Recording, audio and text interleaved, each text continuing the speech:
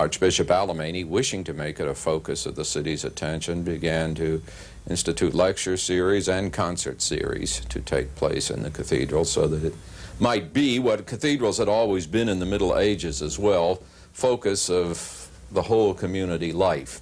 Medieval cathedrals, town meetings, plays, concerts, all kinds of things took place in cathedrals. They were intended to be a gathering place for the whole community. Cathedrals were symbols to people.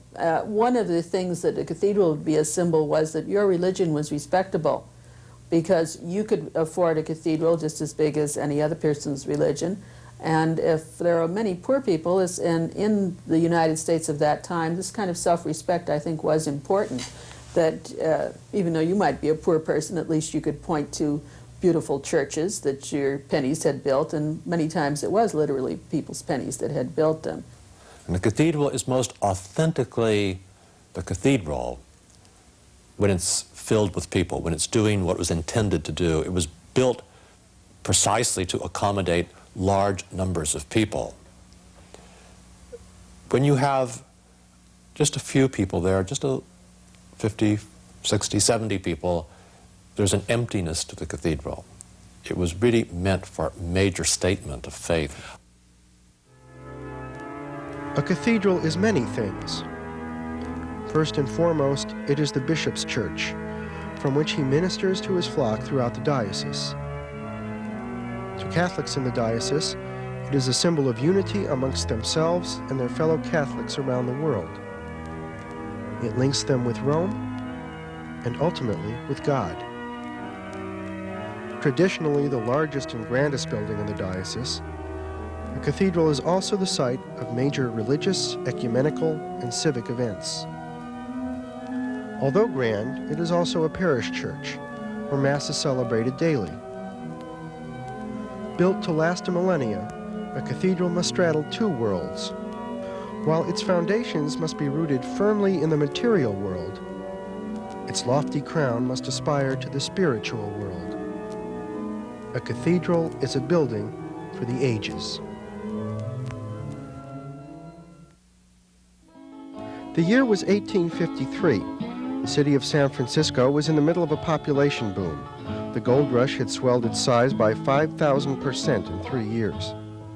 That same year in Rome, Pope Pius IX established the Archdiocese of San Francisco and named the Bishop of Monterey, Joseph Sadoc Alemany, its first archbishop. Although deemed big enough to be the seat of an archdiocese, San Francisco was not what one would call an especially righteous city. There were, of course, as in any boom city, lots of the people there to make a quick buck. The saloon keepers, the prostitutes, the con artists, anybody else of this nature that came along. But also, and sometimes among them would be the New England Yankee type, who was people of considerable personal moral rectitude, but nevertheless very eager to make the money. And seeing that money was to be made not by finding gold, but by selling goods to the gold seekers. And you had this whole motley crew, plus many of the native Californians, mostly of Mexican extraction, who were coming to the city because it was booming and there was work to be found there. And there were the Chinese who were beginning to be imported as contract laborers. And so you had a very heterogeneous, very diverse multitude of all kinds of people, of all kinds of backgrounds. And this rather pleasant, simple, and amiable Spanish Dominican was thrust into the midst of this whole melting pot. That simple Dominican was, of course, Archbishop Alemany. His first order of business after coming to San Francisco was to build a cathedral. A site had already been chosen at the corner of Grant and DuPont Streets on land donated by John L. Sullivan, a man who made his fortune selling wood. The Archbishop went from door to door soliciting donations to build it. It was difficult to get building materials at the time. Lumber was, of course, available, but it was horrendously expensive. The stone was cut in China, cut to design and shipped across the Pacific for the foundations and some of the decoration work. The brick was shipped from the East Coast around Cape Horn. They intended it to, tried to design it in the somewhat Spanish Gothic style that was characteristic of a church in Alemany's own hometown in Spain called Vich. Curiously enough, the original design called for a steeple to be erected on top of the tower. But because of the threat of an earthquake, that idea was eliminated. Once begun, construction proceeded quickly, and it was dedicated less than a year and a half later, at midnight mass, December 25th, 1854. The church was crowded. More than 1,000 people stood outside because everybody who was anybody wanted to be in on this dedication of the first cathedral in California. An orchestra was hired to play. The choir sang the Lord Nelson Mass of Haydn.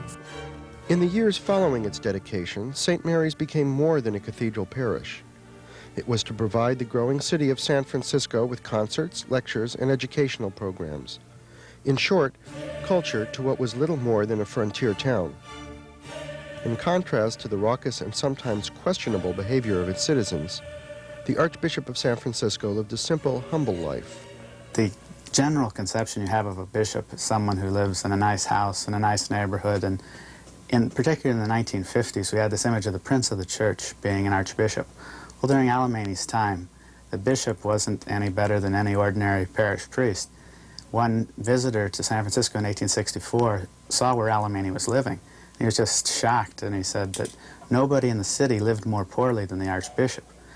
And his lifestyle was very different from what a prince of the church might be considered. He spent most of his time just doing ordinary parish tasks, but he also went from parish to parish in the missionary travels. Unfortunately, Alemany's righteous spirit and simple way of life did not influence the neighborhood around his cathedral. And as time went on, the forces of the material world cast larger and larger shadows over the relatively young cathedral. As the city developed, where the old St. Mary's Cathedral was built became a very what you would call raucous part of the city. It had gambling, prostitution, opium dens, and all this sort of invaded the old cathedral parish, much to the dismay of the cathedral parishioners. People on their way to church would be accosted by prostitutes on DuPont Street, leading out their windows or at the doors, beckoning them to come in, trying to pull them in at times. And by 1878, Alemany started considering moving the cathedral to a more respectable part of the city. In 1881, he sent a flyer around to all the parishes in the archdiocese saying, look, everybody knows what's going on in this part of the city. Nobody wants to visit it anymore, outside of the low-life types. And so we've got to get a better situation for the cathedral. He said, of course, personally it's all right for me. I'm not objecting to living here among these people, but we need it for the parishioners. The cathedral parish had started to decline in membership. People weren't coming to masses regularly, and so they needed to get someplace which the respectable folk would feel comfortable coming to church at. And so, painfully, Alemany decided to abandon his beloved St. Mary's for a cathedral to be built at the corner of Van Ness and O'Farrell, a more respectable part of town. But the building of the new cathedral would be left up to Alemany's successor, Patrick Reardon, who became Archbishop in 1884 and was, by all accounts, a man of rather different tastes. When Archbishop Reardon came to San Francisco in 1883, he was the assistant to Alemany. Alemany at that time was ready to retire. He'd been trying to retire for several years. And when Reardon came, he told him about his new plans for a cathedral. Reardon thought this was wonderful. And when Alemany retired in 1884, Reardon didn't wait for the erection of a new cathedral. He decided to move out of the neighborhood right away and established his residence up where the new cathedral would be, close to Van Ness Avenue. He said, you can't approach Old St. Mary's without seeing so much sin and filth and corruption that you'd have to shudder approaching it. St. Mary's of the Assumption was dedicated on January 11, 1891, amid all the pomp and circumstance befitting a new cathedral. St. Mary's at California and DuPont was relegated to the status of a parish church and became affectionately known as Old St. Mary's. Handed over to the Paulist Fathers in 1894, it remains to this day active and vital in both church and community affairs.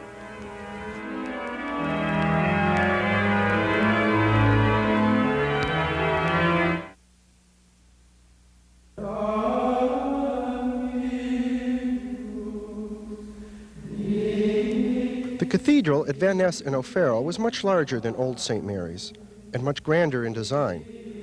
For years it would stand as witness to ordinations, consecrations, baptisms, papal requiems, prayers of the famous and anonymous. It saw the installation and funerals of 3 archbishops. It was the site of religious, civic, and national celebration.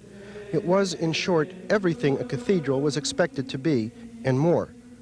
For it stood as both a witness to and a symbol of the transformation of a wild and woolly frontier town to a city of culture, grace, and splendor.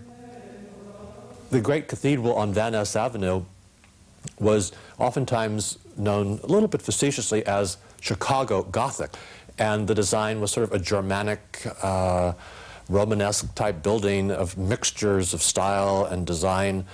Very impressive because of its many granite steps and its location perched high on the hill above Van Ness, overlooking the great avenue of where the great auto palaces were at the time. And so the cathedral itself was a very impressive building, certainly to the passerby. Come into the cathedral, you had to go up a huge granite staircase. This was said to cause great problems at a funeral because the pallbearers would have to carry the coffins up this huge staircase.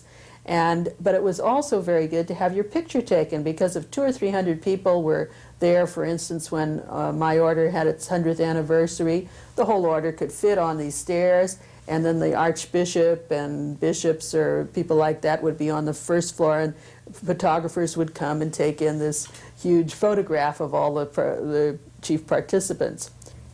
From the sides, as the hoi polloi approached the church from the sides perhaps, there were like little bridges from the church to the sidewalk, which of course slanted. Now if you go there, you can see how the sidewalk slanted up, and then the middle was kind of hollowed out. So it used to remind me of drawbridges of castles, because of course we studied about castles when we were about in 6th, 7th grade, and you would walk across these little bridges and then come in and find yourself on the side doors of the church.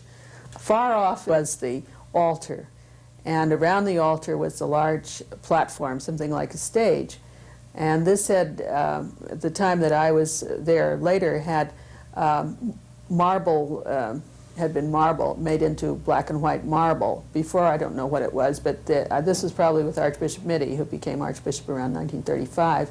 And they had put in this marble floor, and this was a very good stage for the ceremonies, which were very elaborate, that occurred several times, probably a month. The old cathedral had a beautiful charm to it, and it was very much beloved, and of course it had many memories because of the many events.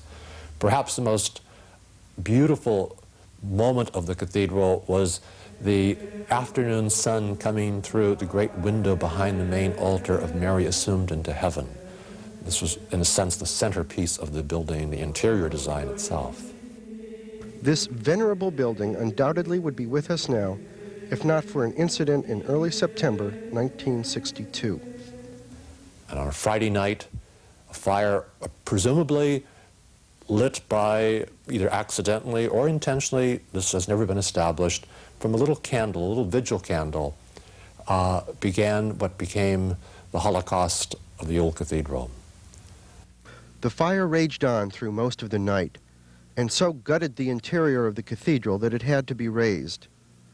The decision to build a new cathedral was made even before the smoke had cleared, and it was made by a man who had been Archbishop for only 5 months, Joseph McGuckin. He was a man who displayed many of the great and beautiful talents of the Irish pastor. He was very pastoral, very kindly, very, very shy to speak ill of anyone or to engage in any type of adversarial relationship or the like. And yet he was faced with a very a very difficult and a very dramatic decision, because the old cathedral had its place, and it was understood, it was loved, it was accepted. It burns, and the question now is, do we try and rebuild it as is, or what do we do as an alternate?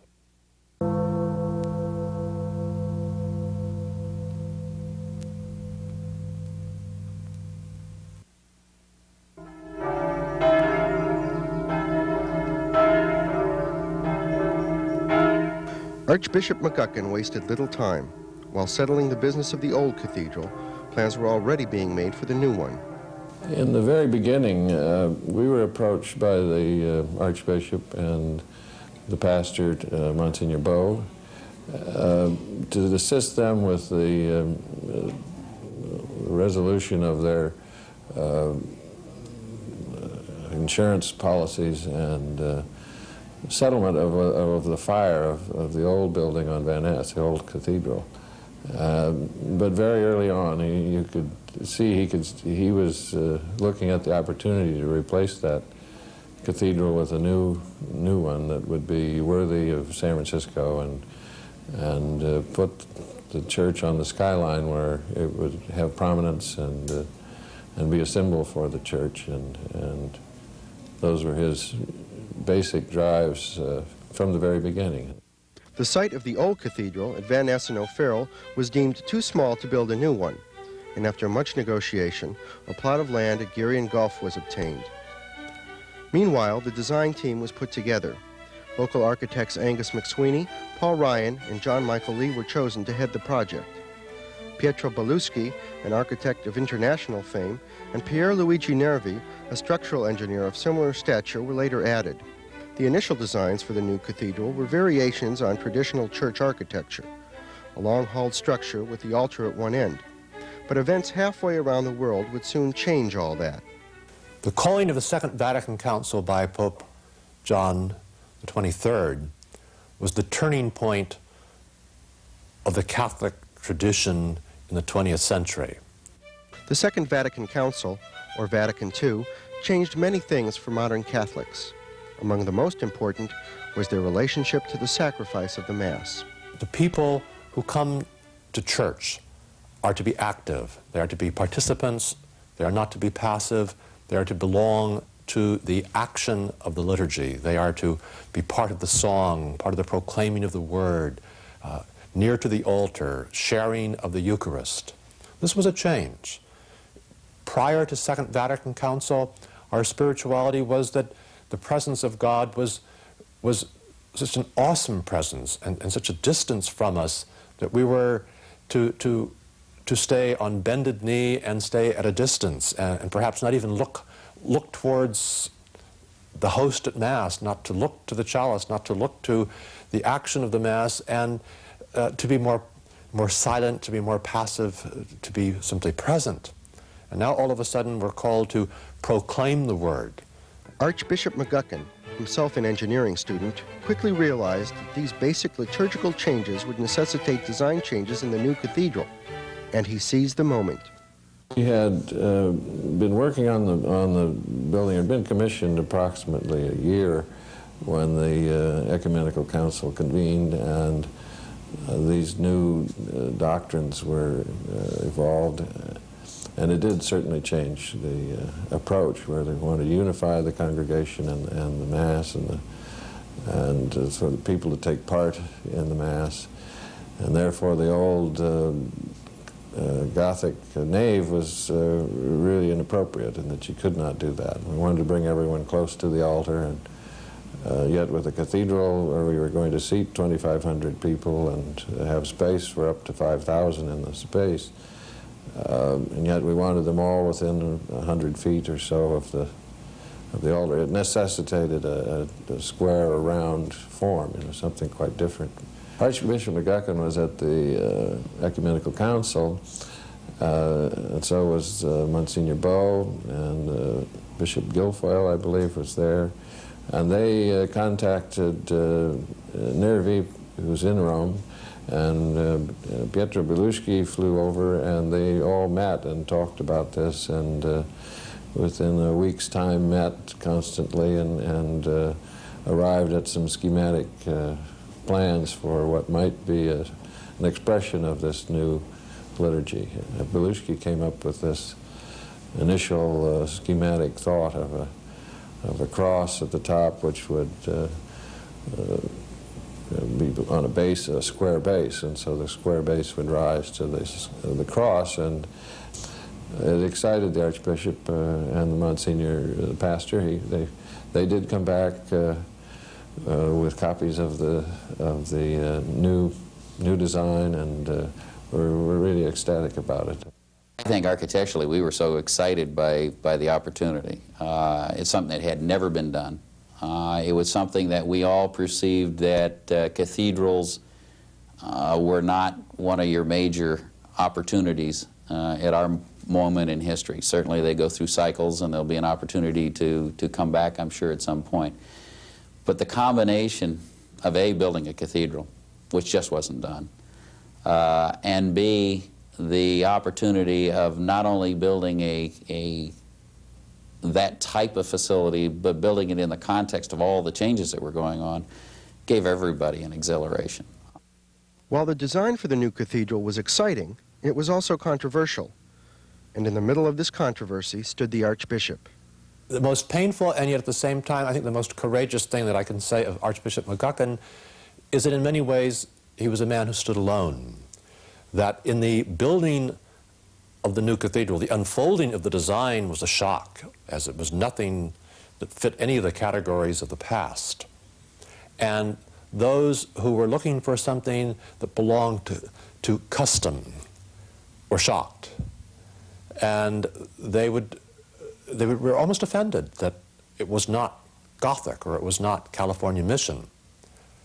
Those simultaneously, we are now, of course, in the early 60s, those who were looking for the church's social mission thought the building of a building was not what we should be about, that there should not be a new cathedral built at all, that we should be engaged in public housing projects and this type of thing, and that a cathedral itself would be a countersign to the times. And so on the one hand, those who were the customary, traditional Catholics were somewhat distanced by the new design, and those who were the more avant-garde were separating themselves from the design also. So he basically had neither camp. The Archbishop weathered the controversy. Some say he even thrived on it, and construction proceeded. The cathedral was to be made of reinforced concrete, and due to the complexity of its shape, the decision was made to use wood for formwork instead of less expensive prefabricated steel. Pouring concrete is a little like baking a cake. You're never quite sure until you pull the forms from the concrete. And since that was to be the finished surface and what the structure would be expressed, everyone was so concerned. The workmen took a great deal of pride and built those forms almost like a ship. I mean, they were tightly fit and perfectly made. And I noticed most of them had cameras when they were on the job. They would take many photographs of the progress of the construction, and everyone was really excited about building that building. You know, people usually in construction, they're there to do a job and get it done, and then when they're done, they're off to the next job. Well, you know, this was a group that after seeing what was happening, everybody ended up taking such an incredible personal pride. It was theirs. I mean, it was possessive. And once you've reached that point in a construction project, you've got it made. It ended up that people worked on the job would come back with their families. They would show their families what they were doing. They'd come back, they'd take pictures. They were all involved in the dedication. I mean, there were so many expanded chests around at the moment when that building was completed. And you know, there was almost a sadness from the standpoint that it was a rare moment for the people who were working on it as well. They don't often get the opportunity, as we don't, as architects. They often don't get the opportunity to participate in that type of project. The cathedral was dedicated on May 5th, 1971, a building belonging to its own special time, as well as to the ages. There is no greater sort of measure in a historical sense of what we thought of ourselves than what we commit to record, be it the written word, be it architecture. And certainly this building will last through several generations, barring anything cataclysmic, as being sort of testimony to what we thought of ourselves at that moment in history.